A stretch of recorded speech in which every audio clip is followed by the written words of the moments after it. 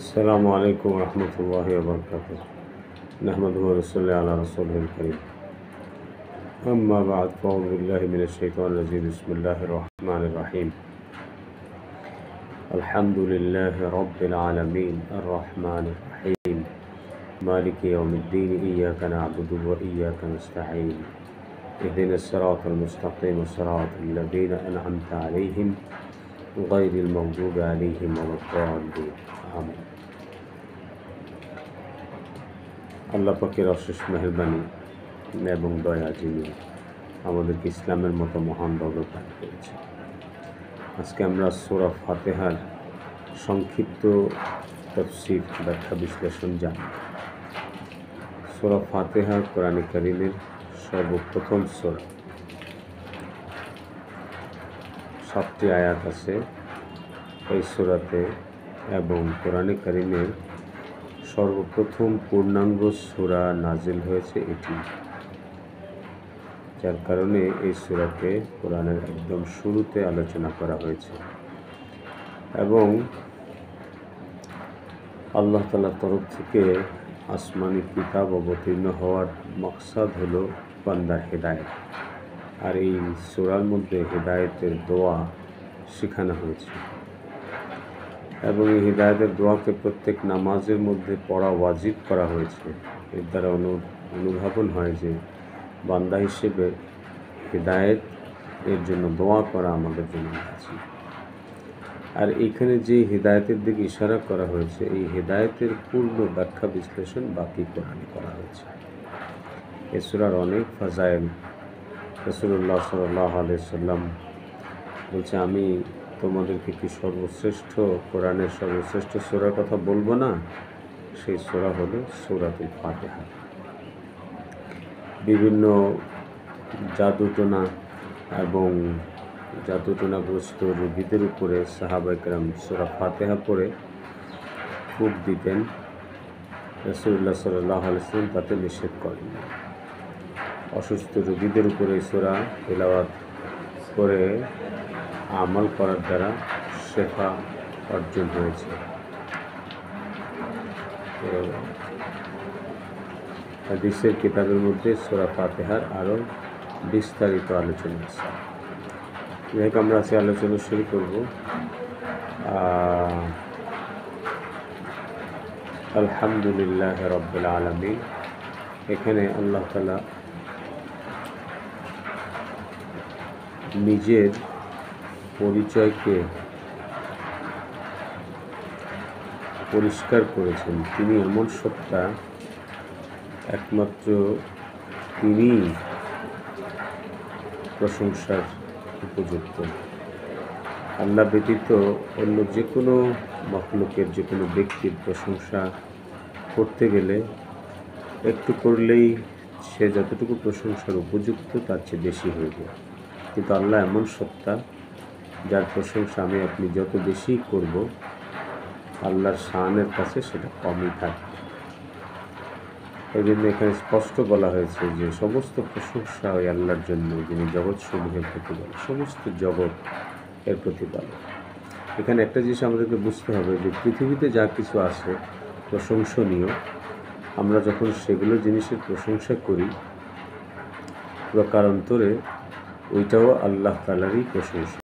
কেন, যখন কোনো বিল্ডিংয়ের সৌন্দর্য দেখে মানুষ ওই বিল্ডিংয়ের প্রশংসা করে যে বাহ, এই বিল্ডিংটা তো খুবই চমৎকার, প্রকারান্তরে কিন্তু এই বিল্ডিং যে নির্মাণ করেছে, যে প্রকৌশলী বা যে তার নির্মাতা, সেই প্রশংসাটা কিন্তু তার পর্যন্ত গিয়ে পৌঁছে।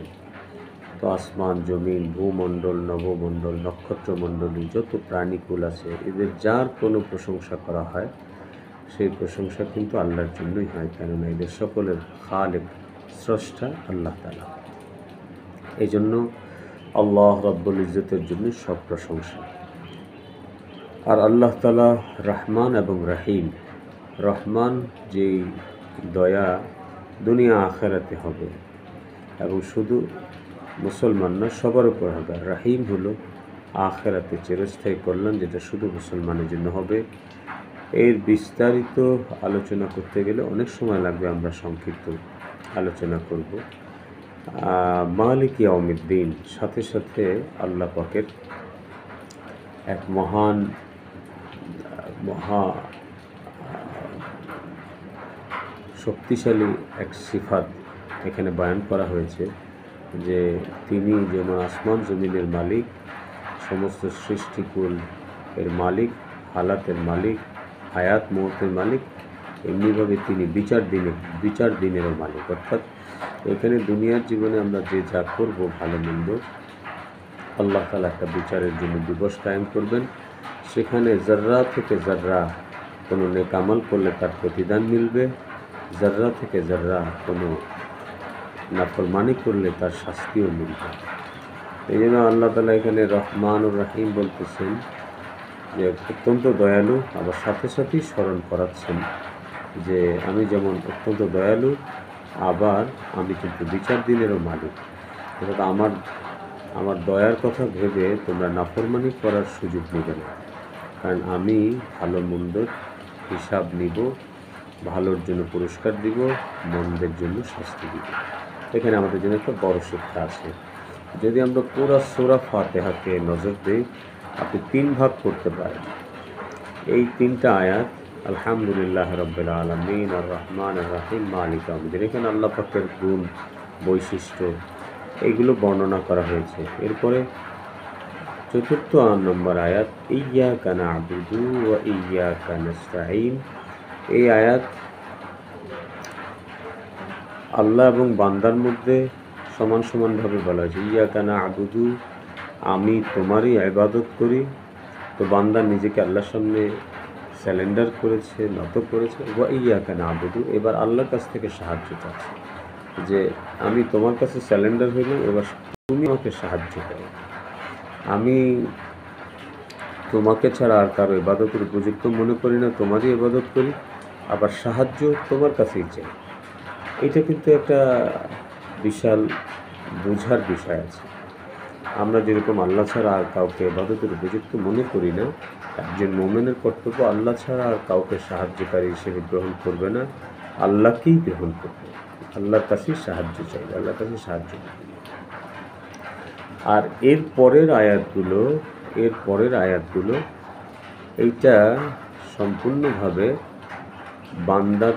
বান্দার জন্য দোয়া সবকটা। ইহদিনাস সিরাতাল মুস্তাকিম, আপনি আমাদেরকে সরল সঠিক পথ দেখান। এই যে হেদায়েতের দোয়া, মূলত এই পুরা সূরা ফাতিহার মধ্যে মূল বিষয় হলো এই আয়াতটুকু, ইহদিনাস সিরাতাল মুস্তাকিম। আল্লাহ আপনি আমাকে হেদায়েত দান করেন, সিরাতাল মুস্তাকিমের সরল সঠিক পথে পরিচালিত করেন, এটাই হেদায়েত। মূল পুরা কোরআন নাযিল হয়েছে বান্দার এই হেদায়েতের জন্য। আর এই আয়াতের মধ্যে আল্লাহ তাআলা নিজেই বান্দাকে শিক্ষা দিচ্ছে যে তুমি আমার কাছে সবচেয়ে গুরুত্বপূর্ণ যে জিনিস চাইবা সেটা হলো হেদায়েত। কি চাই? হেদায়েত চাই, ইহদিনাস সিরাতাল মুস্তাকিম। এবং এই সূরাকে 5 ওয়াক্ত নামাজের মধ্যে প্রত্যেক রাকাতে পড়া, তেলাওয়াত করাকে ওয়াজিব করা হয়েছে। এখান থেকে বোঝা যায় যে আল্লাহ তাআলার কাছে হেদায়েত চাওয়া কতটা গুরুত্বপূর্ণ। প্রত্যেক রাকাতে আপনি সুন্নতে, ফরজে, সব রাকাতে আপনার সূরা ফাতিহা পড়তে হয়। সূরা ফাতিহায় আমরা মূল এই দোয়া করছি, ইহদিনাস সিরাতাল মুস্তাকিম, ইহদিনাস সিরাতাল মুস্তাকিম। এরপর সিরাতাল্লাযীনা আন'আমতা আলাইহিম গায়রিল মাগদুবি আলাইহিম ওয়ালাদ-দাল্লিন। এখানে 3টা তবকা আছে। প্রধান 2 তবকা, সিরাতাল্লাযীনা আন'আমতা আলাইহিম বলে তাদের পথ আমাদেরকে দেখান যারা আপনার সরল সঠিক পথে চলে কামিয়াব হয়ে গেছে। তারা কারা? নবীগণ, শহীদ, সিদ্দিক, সালেহিন। নবী, শহীদ, সিদ্দিক, সালেহিন। আল্লাহর নবীরা যারা আল্লাহর রাস্তায় শহীদ হয়েছে এবং যারা সিদ্দিক ছিলেন, যেমন আবু বকর রাদিয়াল্লাহু তাআলা আনহু, এরকম এই মর্তবায় যারা পৌঁছেছিলেন, এবং আপনার নেক বান্দাগণ যাদের উপর আপনি রাজি খুশি হয়ে গেছেন, লা খাউফুন আলাইহিম ওয়া লা হুম ইয়াহজানুন, এটা যাদের উপর আপনি ঘোষণা করেছেন, সেই সিদ্দিকগণ। আর হচ্ছে সালেহিন, নেক বান্দাগণ, সালেহিন। তো সিরাতাল্লাযীনা আন'আমতা আলাইহিম মানে এই সমস্ত আল্লাহর নেক বান্দাদেরকে বোঝায়, যে আল্লাহ এরকম নেক আপনার নবীরা, শহীদরা, সিদ্দিকরা এবং নেক বান্দারা যেরকম আপনাকে খুশি করে সিরাতে মুস্তাকিমের উপর চলে আপনাকে রাজি খুশি করে দুনিয়া থেকে চলে গেছে, আপনি আমাদেরকে তাদের মতো সরল সঠিক পথ দেখান।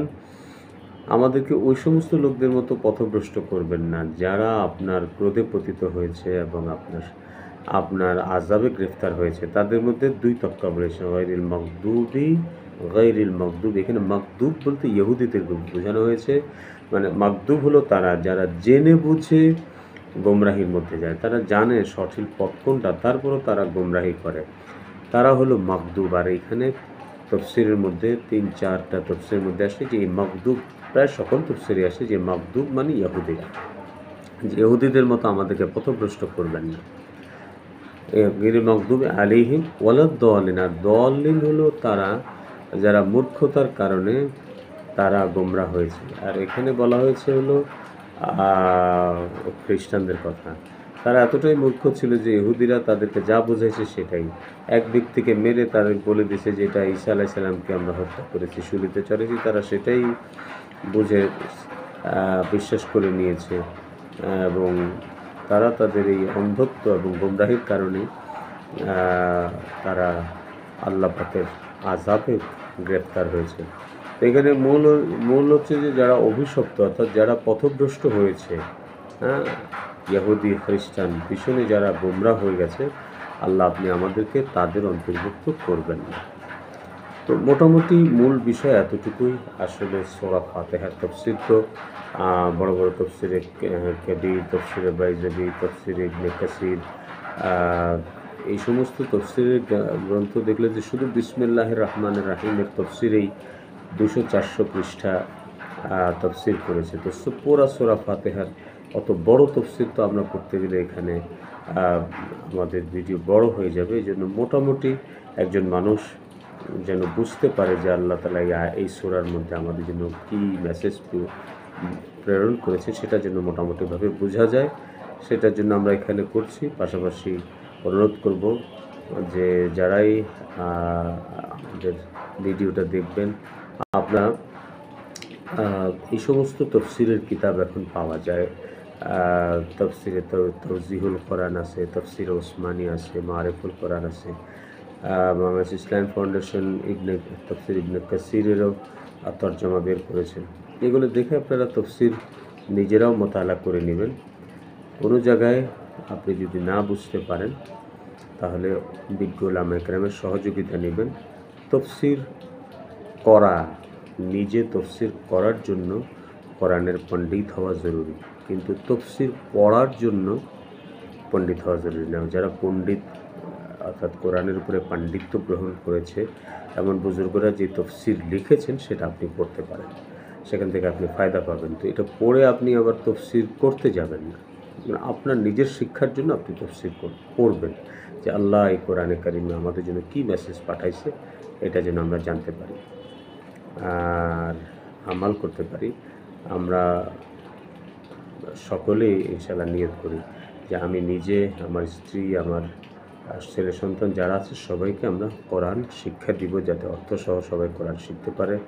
নামাজের মধ্যে সে কী তেলাওয়াত করছে সেটা সে বুঝতে পারে, তাহলে নামাজটা জানদার হবে, জিন্দেগি সুন্দর হবে ইনশাআল্লাহ। আসসালামু আলাইকুম ওয়া রাহমাতুল্লাহ।